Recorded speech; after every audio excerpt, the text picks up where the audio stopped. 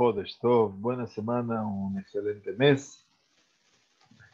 Todavía bebidos en los ecos de Yom Ha'atzmaut, el 73 aniversario del nacimiento de Medidat Israel. De una u otra manera vivimos emocionados por todos los sucesos que acontecen eventualmente y la bendición que el Todopoderoso ha arrojado sobre este pequeño palmo de tierra en el cual se convive en medio de grandes dificultades, pero existen momentos en los cuales uno se siente profundamente agradecido al Kadosh Baruj Hu y también a cada una parte y parte del pueblo judío. Así que le damos la bienvenida en un día que hemos cambiado a favor de poder estudiar hoy algo más en esta semana que viene obviamente con muchos momentos de tareas que ustedes comprenderán, se van desarrollando, ya que aquí, gracias a Dios, se está volviendo casi a la normalidad. No solamente los niños volvieron a las escuelas en forma total, sino que también nosotros volvemos a las tareas habituales y por cierto que nos demandan mucho más tiempo. Bueno, muy bienvenidos a todos. Nuestro capítulo séptimo de los 8 Prakim hablaba y nos habla el Rambam acerca de el escenario excepcional de la profecía.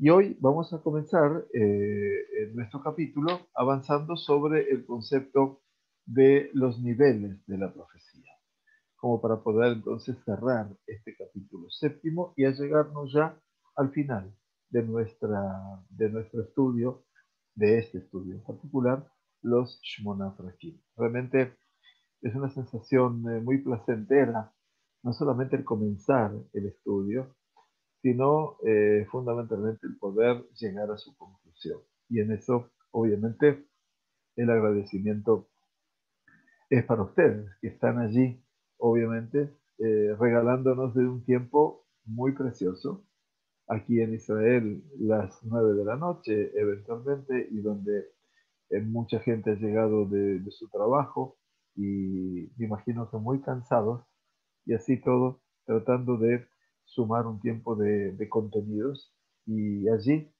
fuera de Israel, que es un día feriado, eventualmente como el día domingo, en el cual dedicarlo a la familia, dedicarlo a los hijos, dedicarlo a los pasatiempos habituales, me imaginaba que no lo tenían en cuenta el estudio, pero bueno, como dijo aquí el que encendió la 12ª antorcha de las antorchas con las cuales se celebra aquí el Yom Ha'atzmaut, un señor teimaní, yemenita, de nada más y nada menos que 102 años, dijo en su mensaje final, aquí no hay religiosos ni hay laicos. Dijo, Be'amech kulam tzadikim. Y todo tu pueblo son personas justas. Y yo creo que esa ha sido la mejor definición más allá de la emoción. Muy bien. Decía el Rambam entonces que eh, agregado a lo que representa la profecía en la capacidad de la oratoria del hombre, también tenemos que hablar acerca de la capacidad de la escucha que genera el hombre. Y también en esa escucha existen, por cierto, niveles. Hay quien escucha en una forma muy tenue, muy opacada, así como un profeta que es nuevo en su tarea, en su profecía, como el mismísimo Shemuel. El mismísimo Shemuel, que fue uno de los más grandes profetas de Israel, era un joven, estaba en Shiloh y de repente escuchó una voz que lo llamaba y él corrió presuroso hacia el Cohen Gadol, que a su vez era el dirigente máximo de su época, llamado Elí a Cohen, y le dijo, Daber Kishomea, le dijo, aquí estoy. Y Elí le dijo, pero yo no te he llamado. Y le pasó una segunda vez, escucha algo tenue y va de vuelta hasta que Elí se da cuenta que el llamado era del Kadosh Baruj Hu. Entonces Elí le regala a Shemuel una llave para poder abrir ese escenario maravilloso, mágico, perdón la palabra, de lo que es la profecía. Daber y yo me hable. Habla, mi Dios, que escucha tu siervo. Y ese es el momento más trascendente. O sea que la nebuá le llega en un momento menos pensado. Claro, no estaba ni siquiera preparado para esa nebuá.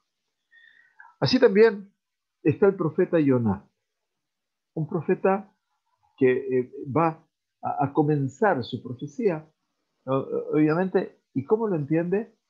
Lo entiende en una nebulosa, cuando se le dice a él que la ciudad Nínive, la capital del imperio asirio, Nínive, Neepajet, quiere decir Neepajet. No entiende bien Yoná lo que le está diciendo Dios. Odar Baim Yom, Benin Ben Neepajet. Y Nínive será, claro, uno entiende, de acuerdo a su capacidad, será destruida. Pero en este caso, la intención de Akadosh Baruj Hu es decirle, se habrá de transformar para bien. Nefaj, Nafoj, se invierte. No que va a ser destruida, porque es verdad, en el texto bíblico aparece que Akadosh Baruj Hu, Vayafoj, invirtió, quiere decir, destruyó las ciudades de Sodoma y Gomorra. Yoná no entiende, y por lo tanto el sentido de su escucha todavía es leve. El intento de Dios era que Akadosh Baruj Hu iba a producir un cambio radical en Nínive, pero él entendió que Nepejet Mamash quiere decir, así nos dice la Gemara de Sanedrín, que Yoná entendía que en 40 días la ciudad de Nínive será destruida. También Shemuel Naví, como les dijo, entonces pensaba que Elí lo estaba llamando. ¿Y por qué pasa todo esto? ¿Por qué ocurre todo este escenario? Porque Shemuel en este caso tenía un amor recóndito por su maestro, por Elí. Él dependía de esa sabiduría, abrevaba de esa espiritualidad de su maestro. Y porque a través de Elías Cohen, Shemuel era quien mamaba toda la santidad. Por lo tanto, se debía a él. Entonces, cuando escuchó una voz que lo llamaba, enseguida recordó a Elí. Hasta que Elí mismo se dio cuenta que no era él quien lo llamaba, sino era el Kadosh Baruj Hu que lo llamaba. Moshe Rabbeinu, explica el Rambam, no era como los demás profetas. Y dijimos que él había visto la Nebuá, ¿se acuerdan? Aspaklaria Meira. Así dice la Gemara de Yevamot. Que vio a Dios como una persona puede elevar sus ojos y ver el sol en posición del mediodía. Cuando está en su mayor impulso, en mayor luz, con su mayor reflejo, y así vio Moshe Rabbeinu al Todopoderoso. Aspaklaria, ¿se acuerdan de la palabra aspaklaria? El espéculo, de ahí viene la palabra, como un reflejo de un espejo iluminado. Quiere decir, todo lo que vio Moshe, lo vio en una mirada sumamente clara, preclara, sin ninguna nebulosa. Pero los restantes profetas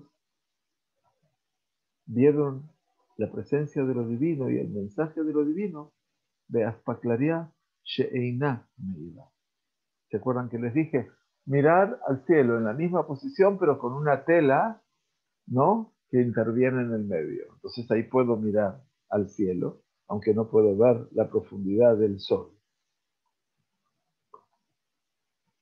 Y esto es sumamente interesante, porque esa es la diferencia entre unos y otros. Y por lo tanto, dice Rambam, no se puede establecer la halajá, no se puede establecer un veredicto halágico por la profecía de los profetas. ¿Por qué? Porque la halajá es algo meduyak. La halajá es algo que tiene que ser sumamente exacto. Y la visión de los profetas que sucedieron a Moshe era una visión no tan clara. Sin embargo, Moshe Rabenu, que vio todas las cosas con claridad, su nebuá se la considera ilhatit. Así dice el Rav Kook. Ayer estudiamos justo el Shabbat a la tarde, sí, ayer empezamos a estudiar aquí en Ranana, en el marco de antes de Minjá, de Shabbat, empezamos a estudiar el Rav Kook.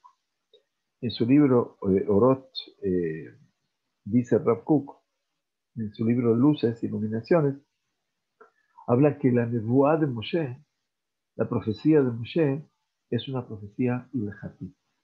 Es una profecía que puede ser bien vista como halágica.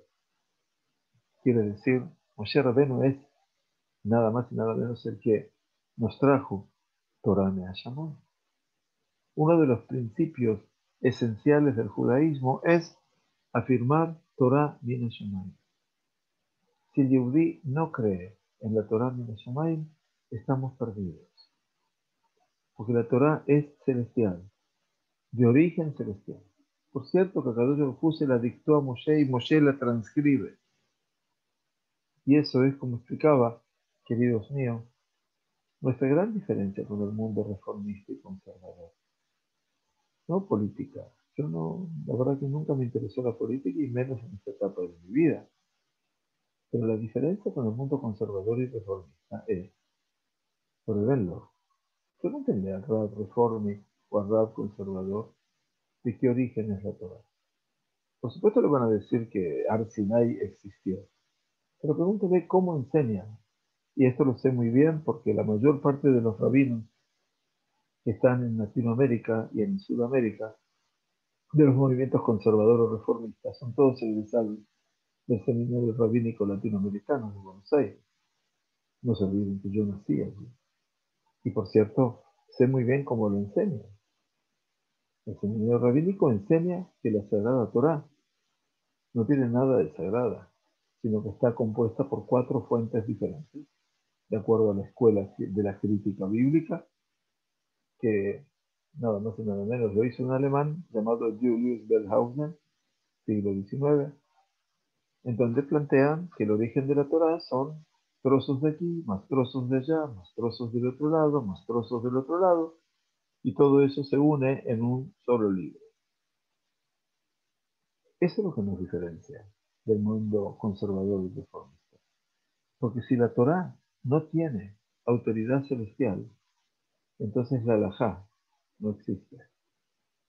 Y eso es lo que nos diferencia de ese mundo reformista que todo puede ser cambiado. Entonces, la halajá para ellos se la define tan dinámica que en última instancia puede cambiar toda la halajá. Bueno, no es mi tema en este momento, pero es el concepto de Torah Minashamay. Moshe Rabbeinu nos acerca a esa Torah. Y así todo, dice Rambam, también el profeta no es alguien complejo. ¿Por qué? Porque afirma lo que dice el rey Coelet, el rey Shelomo, que Adam en tzadik ba'aretz asher ya'aseh tov velo yecheta. Porque no hay hombre justo en la tierra que haga el bien y que no peque. Todo el mundo tiene alguna razón de ser humano. Y a pesar de que Moshe Rabenu, que es la cima, la cumbre de la completitud en los hombres, también tiene cierta crítica. También en Moshe Rabenu cabe alguna crítica. Quiere decir, nos dice el libro de Bemidbar y también la Gemara de Shabbat. El libro de Bemidbar, en su capítulo, todavía no entramos a estudiar el libro de Bemidbar, estamos ahora promediando ya el libro de Vaikra, pero dice el libro de Bemidbar algo muy significativo. Dice, Vayomer Hashem el Moshe bel Aarón, y le dijo Hashem a Moshe y a Aarón, Perashat Jucat, Yan lo emanten bi, por cuanto no habéis creído en mí, le hakdishen y le aene bene Israel, para consagrarme delante de los ojos de Israel. לכן לא תביאו את הקהל הזה אל הארץ אשר נתתי להם. Por lo tanto, no habréis de traer a esta congregación a la tierra que yo les he dado. Aquí hay una crítica, pero fortísima. Los emanten bile agdishen, y todo el mundo recuerda cuando Moshe Rabbeinu golpeó la roca, ¿no es cierto? Cuando tenía que hablarle a la roca y la golpeó 2 veces. Eso representó el momento de quiebre, donde ni Moshe ni Aarón habrían de ingresar a la tierra prometida. Por lo tanto, la Gemara dice, en la Gemara de Shabbat estaba diciendo, dice algo también sugestivo. Arba'a metu be'etio shem nahash. 4 murieron como consecuencia de la víbora, de la serpiente. Y son Binyamin ben Jacob, Binyamin el hijo de Jacob, Amram el padre de Moshe, Ishai Abi David, Ishai el padre de David, Bekilab ben David, y Kilab el hijo de David. Quiere decir que estas personas eran personas íntegras, a no ser de la preexistencia del pecado de la serpiente primordial. Y si no hubiera ocurrido lo de la serpiente, dice la Gemara, no hubieran merecido la muerte. Pero el pecado de la serpiente y su contaminación ingresaron, fueron como introduciéndose en toda la humanidad y también en estos que se encuentran en una realidad sin pecado. Y entonces aquellos que estaban en una realidad sin pecado, de repente, merecieron la pena de muerte. ¿A causa de qué? De la impureza de la serpiente primordial. Por lo tanto, estos 4 que pertenecían a un nivel de un alma muy particular, y en las almas de los seres humanos existen niveles diferentes. Están aquellos que están más comprometidos con el pecado de la serpiente primordial, y hay aquellos que están menos comprometidos, y aquellos que en general no estaban comprometidos con ellos y se llaman Neshamot Hadashot, o las nuevas almas. Y los Hasidim dicen que el Baal Shem Tov y el Baal Atania eran Baalei Neshamot Hadashot. O sea que hay personas que así todo eran meritorias y sin embargo estaban como almas nuevas, tanto el Baal Shem Tov, el creador del mundo de Hasidut, y el Baal Atania, el autor, el Rabino Shneur Zalman de Liadi. Así lo dicen los Hasidim. Pero así todo, para que ustedes entiendan, la Gemara también habla de 4 personajes: Binyamin, el hijo de Jacob; Amram, el padre de Moshe; Ishai, el padre de David; y Kilab, el hijo de David. Eran todas personas maravillosas, casi completas, y sin embargo, algo tenían todavía del pecado del Nahash, y por eso también murieron. Arba'a metu be'etiosh el Nahash. 4 murieron por consecuencia del Nahash. Por supuesto que esta es una Gemara mucho más profunda, pero que en última instancia está hablando de que hay algo que queda en el eco de lo pasado. Entonces, nada de lo que ha pasado y nada de lo que ha ocurrido e involucrado el ser humano con esa realidad nos deja a nosotros inmunes. Lo mismo que el pecado del becerro de oro, lo recordamos bien. El Rambam entonces menciona en nuestro capítulo 7 muchos mejitzot, muchas separaciones, ¿no? Que en general se transforman en un obstáculo para el camino hacia la nebuá. Uno de esos impedimentos para poder alcanzar, para poder percibir la profecía, es la ausencia del desarrollo de aptitudes emocionales y espirituales del ser humano. Las aptitudes psicológicas, las aptitudes parapsicológicas, la imaginación, lo que representa el escenario de la profecía. Quiere decir, a veces la persona no está preparado para esa realidad. Y entonces, lo pongo en palabras modernas, pero eso es lo que el Rambam trata de decirnos con respecto a lo que son mejitzot. Mejizá es algo que yo pongo en un lugar para separar una cosa de la otra. Así como las sinagogas tienen mejizot para separar el lugar de los hombres y de las mujeres, por ejemplo, entonces también aquí hay mejizot en el ser humano. Y esto es lo que decía también Rabbi Hanan en la Gemara, en el Talmud. Yom Sheharab Bet Hamikdash, desde el día en que se destruyó el santuario de Jerusalén, Nitla Nebuah Mina Nevi'im, fue tomada, quiere decir, ya fue tomada, sacada, la profecía de los profetas, Benitna la Shotim, y se le entregó a los tontos.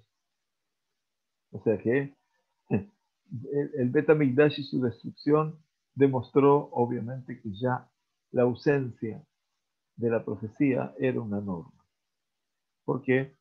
Porque la demora, el impedimento, ese impedimento, fue creado precisamente en algunos momentos, precisamente por la falta del desarrollo mental, de la lógica, de la razón, de la inteligencia.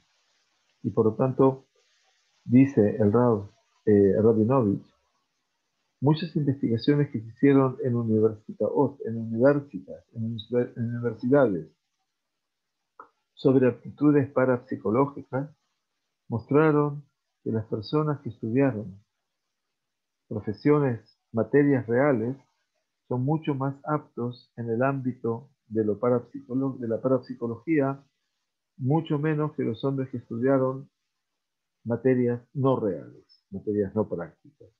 Así también, personas, seres humanos, que fueron agraciados con estas capacidades, entonces son, por lo general, eh, eh, eh, pertenecen a pueblos muy primitivos. Quiere decir que el Rambam nos está hablando aquí de cómo se han construido estas separaciones que van alejando al hombre, obviamente, de toda la meta, de todo el objetivo. El último punto que trae el Rambam habla de Eretz Israel.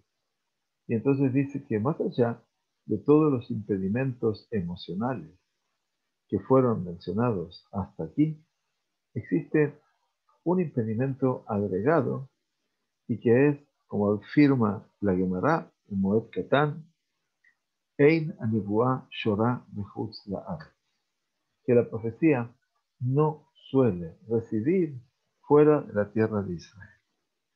Quiere decir que la tierra de Israel es el lugar de la profecía. Mamash es el lugar natural de la profecía. Ahora bien, ya ante la existencia de las mejitzot, de estas miles de separaciones, aquí el kulima musari'im, quiere decir toda la degradación moral, el enojo, la tristeza. Dijimos que todos esos son elementos que no solamente son un freno, sino que son una barrera para la profecía, eventualmente. Entonces, dijeron los Jajamim, Eina nebuah shorah mitoch atzvut ela mitoch simcha. La Gemara de Shabbat dice, la profecía, si anida en el ser humano, anida cuando el ser humano vive un estado de alegría, pero no de tristeza o de depresión. Y este es el motivo, obviamente, que la nebuá no puede existir fuera de la tierra, de acuerdo al Rambam, porque fuera de la tierra de Israel, en el exilio, el Am Israel se vive triste. Y aquí en Eretz Israel, dice el Rambam, en su Moré Nebuchim, en la segunda parte, en el capítulo 36, dice Rambam, aquí en Israel, dice el pueblo de Israel, en Israel el hombre, vive feliz. Quería traer el Moré Nebuchim, la guía de los perplejos, creo que es la segunda parte, en el capítulo casi final, donde es muy interesante la posición del Rambam cuando habla del fenómeno de la tierra de Israel. Entonces les digo lo que dice el Rambam aquí. Dice en este capítulo concepto de la profecía, requisitos y rango de las profecías.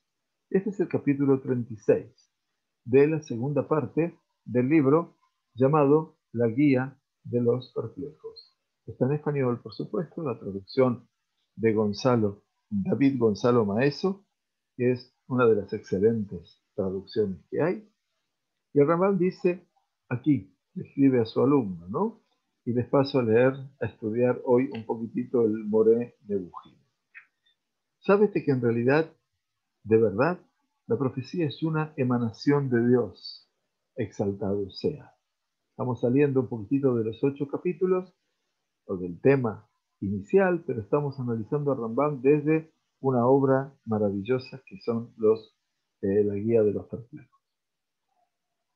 Sábete que en realidad, de verdad, la profecía es una emanación de Dios mediante el intelecto activo, el Segel Apail, el intelecto activo, sobre la facultad racional, el Higayón, en primer término, y seguidamente sobre la imaginativa, el Dimayón, y constituye el más alto grado del hombre, la nebuá, la profecía, y el ápice de la percepción asequible a su especie.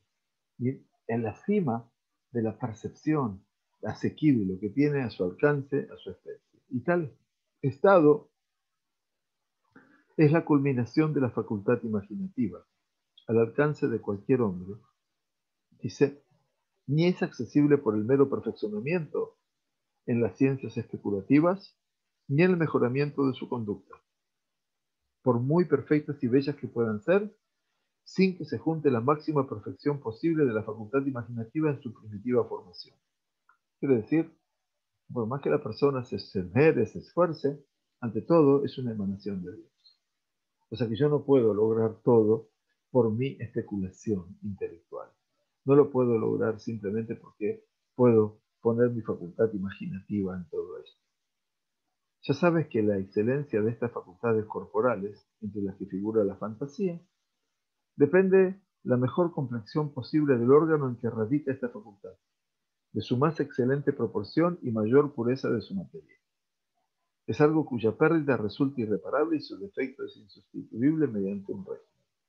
El efecto, dice el Rambam, el órgano cuya complexión es originariamente defectuosa podrá a lo sumo conservarlo en cierto grado de sanidad el régimen adecuado, aunque sin poder reducirle a la máxima constitución, etc. Y aquí habla, obviamente, de todo lo que representa, ¿no es cierto?, de lo que representa la preparación del hombre a nivel corporal como para poder ser receptor de la profecía. Tengamos en cuenta esto porque en última instancia el Abarbanel solía decir que cuando la persona, el profeta, llegaba, alcanzaba el nivel de la profecía, sentía dentro de sí una situación de letargo, de sopor, que prácticamente le dolía todo su cuerpo. Y eso obviamente está hablando, ¿no es cierto?, eh, todo este escenario donde el Rambam dice la profecía no depende tan solo de la preparación individual. Bien, habla de la imaginación, obviamente, y nos dice entonces, ya sabe que los doctores son los jajamim, los sabios, los doctos, aseveraron reiteradas veces, Halom, Ejad Mishishim Binebua. El sueño es una 60ava parte de la profecía. Sin embargo, dice Rambam, no cabe proporción entre dos cosas específicamente distintas. Ni sería acertado decir, por ejemplo, que la perfección del hombre es tantas o cuantas veces que la del caballo. La misma idea recalcaron en Bereshit Rabbah en estos términos. El sueño es el fruto abortivo de la profecía. Dice Rambam, sorprendente comparación, dado que este no es sino el mismo fruto, pero malogrado de su perfecta madurez. De igual manera, la acción de la potencia imaginativa durante el sueño es idéntica a la de la profecía, salvo su insuficiencia y que no alcanzó su perfección, claro, porque el sueño se corta, la profecía se continúa. Más, ¿por qué adoctrinarte con palabras de los doctores, bendita sea la memoria, dando de lado los textos de la Torá? Dice, pero caramba, ¿por qué tengo que citar a los sabios si ante todo puedo citarte a la Torá? ¿Qué dice la Torá? Dice precisamente el libro de Bemidbar, en el capítulo 12. Si uno de vosotros profetizara, yo me revelaría a él en visión y le hablaría en sueño. Así dice el capítulo 12, versículo 6. Y dice Rambam a su alumno, aquí nos descubre Dios, exaltado sea, la realidad de la profecía, dándonos a entender es una perfección que adviene en sueño o en visión.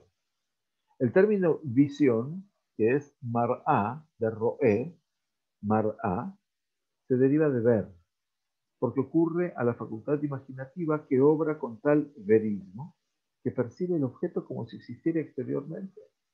Veo tan real en mi sueño que creo que está delante mío, y que ver es igual que si se representara por vía de sensación externa. En estas dos partes, a saber, visión y sueño, se encierran todos los grados de la profecía. Visión y sueño. Visión es Hazón, Mar'a, y el sueño es Halom.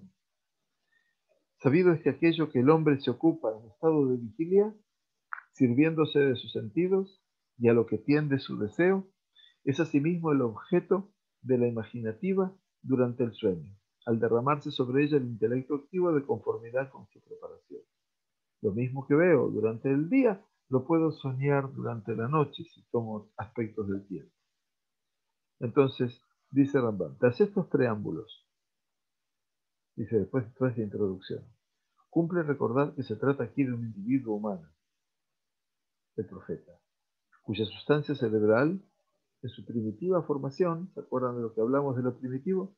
Por la pureza de su materia y de la complexión particular de cada una de sus partes, en cantidad y posición, se hallará sumamente bien proporcionada, sin desarreglos en su complexión por obra de otro orden.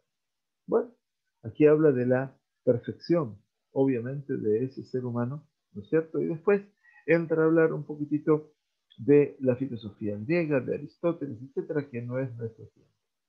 Ahora bien, dice, sabido es que mediante las tres cosas que hemos expuesto como normativas, a saber, perfección de la facultad racional mediante el estudio, la capacidad del estudio, la facultad imaginativa en su primitiva formación y la ética, que es el tema que discute con el mundo griego, derivada del apartamiento intelectual de todos los placeres corporales y apaciguamiento del deseo de vanas y perniciosas grandezas, los hombres perfectos adquieren, dice, una superioridad los unos sobre los otros, y precisamente en razón de dichas tres cosas, todos los profetas aventajan en categoría unos a otros. ¿Cuáles son?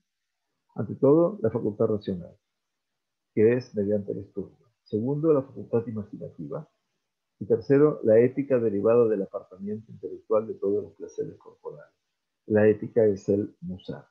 Por eso dice, los sabios se ocupan de los placeres de dicho sentido y los apetecen, nombrándose de no alcanzar el grado de profeta. Quiere decir, el grado del profeta es obviamente un ser muy singular, muy único, que responde a estos tres niveles. Bien sabes, dice el Rambam, para cerrando este capítulo, que toda facultad corpórea se amortigua, debilita o deteriora, o bien se fortalece, todo lo corporal. Y la imaginativa es, a no dudarlo, una facultad de ese orden. Por tal motivo hallarás que los profetas, en momentos de tristeza, cólera u otras pasiones semejantes, se abstienen de profetizar. La tristeza, enojo, cólera. Sabes asimismo que los doctores, los sabios, afirman no adviene la profecía durante la tristeza y la depresión. Como igualmente que nuestro padre Jacob se vio privado de profecía durante su duelo que hizo por Yosef, ¿no es cierto? Cuando le dijeron que, cuando se dio cuenta que un animal lo había devorado en principio, porque su imaginativa se hallaba absorbida por la pérdida de Yosef. Su facultad imaginativa, ¿no es cierto? Que es su primitiva formación, ya no funcionaba para él, lamentablemente. Y que Moisés, nuestro profeta, la paz sea sobre él, no tuvo revelación como anteriormente tras el percance de los exploradores, cuando mandó los espías. hasta que sucumbió toda la generación del desierto, hasta que pasaron esos 40 años, esos 38 años, que murió toda la generación del desierto, gente belicosa, gente que traía problemas, porque se encontraba abrumado por la enormidad del crimen de ellos, a pesar de que su caso, la paz sea con él, para nada intervenía la imaginativa en su profecía, sino que el intelecto activo se derramaba sobre él sin intervención de aquello. Pues como reiteradamente hemos dicho, no profetizaba mediante parábolas, ejemplos, al modo de los demás profetas, conforme se expondrá, dado que no es este capítulo su propio lugar.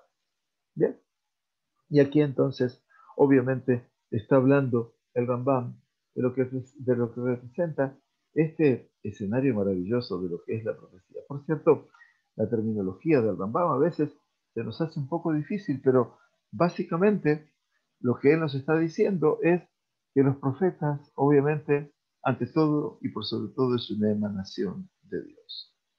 Entonces hablábamos eh, eh, de todo lo que representa la profecía. Y dice Rabba Wiener, en un Brit Milá, en un pacto de la circuncisión que se hace en la tierra de Israel, se bendice Sheheyam. Mientras que fuera de la tierra de Israel, por ejemplo, los Ashkenazim no bendicen Sheheyam. Así dice Marán en el Shulchan Aruch, quiere decir Rabbi Yosef Karo, en Yored A 265.7, y allí en el Shulchan Aruch, que se habla del Brit Milá y de las bendiciones que se deben decir, agrega el comentario del Ramá, que quiere decir Rabbi Moshe Isserles, que nos trae toda la pesiká, la jurisprudencia ligada a la tradición ashkenazí, que los ashkenazim fuera de Israel no bendicen Sheheyanu en un Brit Milá. El motivo, dice el Rabba Wiener, es que fuera de la tierra de Israel no se bendice. ¿Por qué? Mishum Tzahara de Yenuka, por la angustia del Tinok, porque el niño llora. Y entonces la pregunta que le hacen es, ¿y acaso en Israel el niño no llora, no tiene angustia? Dice, que vaya Tinok mitmazek beavira de Israel, de momento que la criatura mitmazek ya se entra a confundir o a entremezclar con el ambiente de la tierra de Israel, Mimeila, Zar ze mitmatek benefaj. Dice, de hecho, ya el hecho de estar aquí e imbuirse del ambiente de la tierra de Israel hace que su dolor disminuya y que en su lugar sobrevenga la alegría. Así pasa también con Birkat Kohanim. Saben ustedes, la bendición de los sacerdotes. De acuerdo a la costumbre ashkenazí, los Kohanim que están en la Gola no hacen Birkat Kohanim, ni los días de semana ni en Shabbat. Saben bien, ¿no es cierto? Acá en Israel hacen todos los días, perdón, tanto en Shabbat como en días de semana. Rabbi Moshe Isserles explica el sentido, porque fuera de la tierra de Israel, Shorah Atzvut, dice, está, habita la tristeza, la angustia.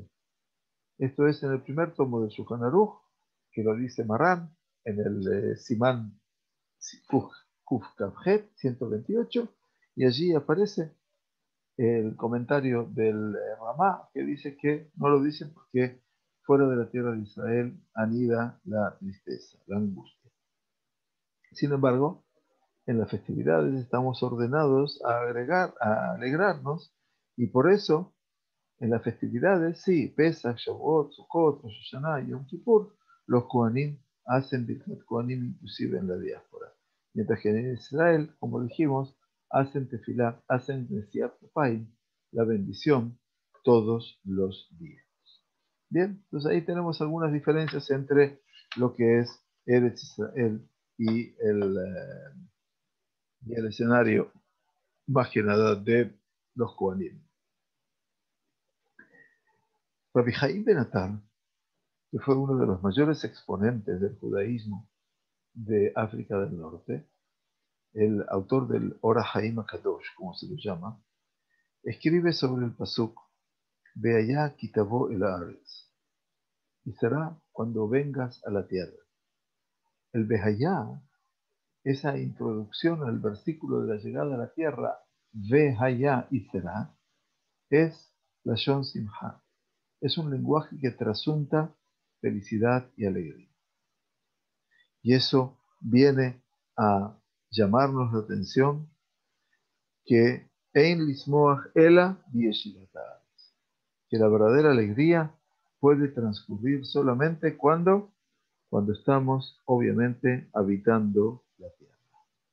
Quiere decir, el Ora Haim Kadosh está hablando de Beayá Kitabó, en la perashá de Kitabó, que estamos hablando de una de las perashot más difíciles de toda la Torah, y nos dice allí, al comienzo de Perashat Kitabó, Beayá Kitabó el Haaretz, Asher Hashem Elokeja Noten Lach Najalá, Birishta Beyashav Tobá. Y será cuando vengas a la tierra que Hashem Elokeja te la entrega a ti como heredad, habrás de heredarla y la lleves. Ein Ishuv Eretz Israel. Esa es la tarea, dice, esa es la alegría. Entonces, por lo tanto, no hay alegría como la alegría de habitar la tierra de Israel. Y por lo tanto, Jerusalén, que es la cima, la corona de toda la tierra de Israel, se la llama en el libro de Teilim Mesos Kol Haaretz. Quiere decir el júbilo de toda la tierra. Mesos viene de sazón, ¿no es cierto? Del júbilo de toda la tierra. Entonces dice el Midrash que fuera de Jerusalén, ahí está Kippah Shel Heshbonot. ¿Qué quiere decir? Había como una kippah, como una semblanza, ¿no es cierto?, de Heshbonot.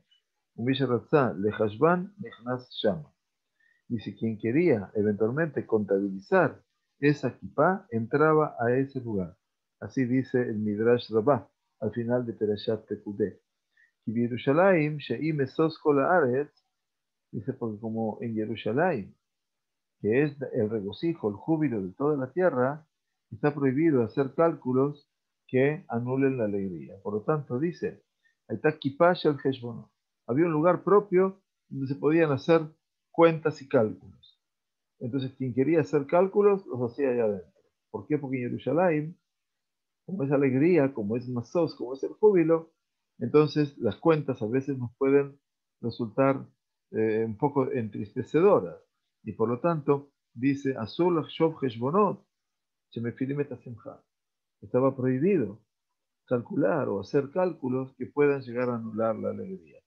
Y por eso dice el Bituy, le matan Yerushalayim, por debajo de Jerusalén. Por debajo de Jerusalén. Quiere decir, los pensamientos de Teshuvah, las reflexiones de la persona, por supuesto, son todos positivos, solamente que hay que hacer Teshuvah, por sobre todas las cosas con alegría, explicaba el Rav Kook.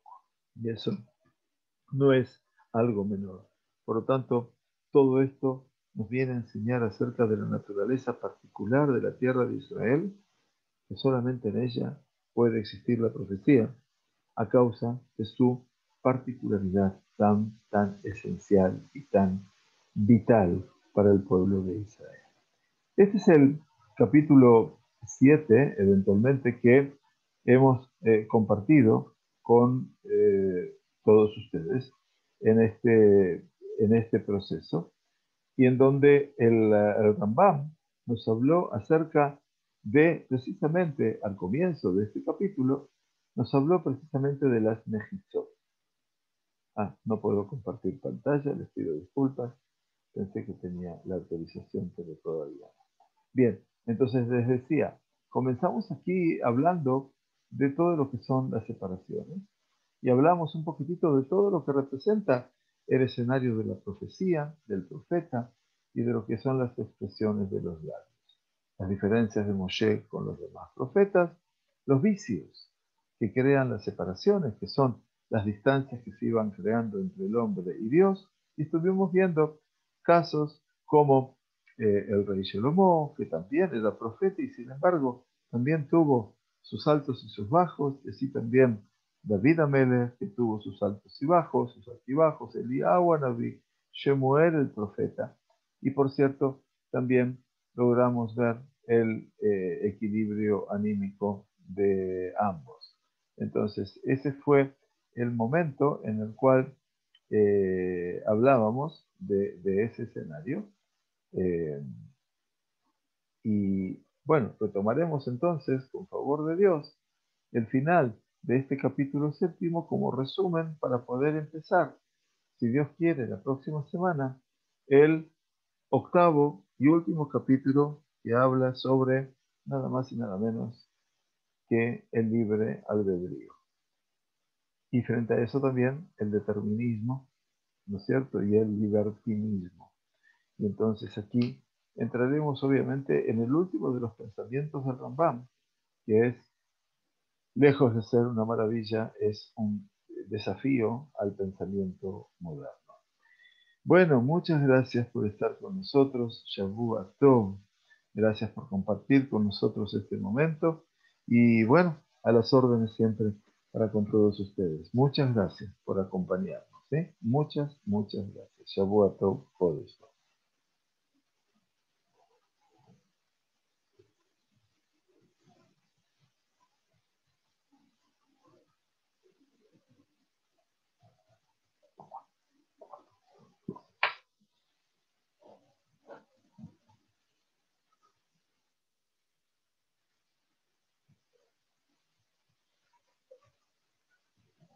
Shavua Tov, Shavua Tov. Muchas gracias a ustedes.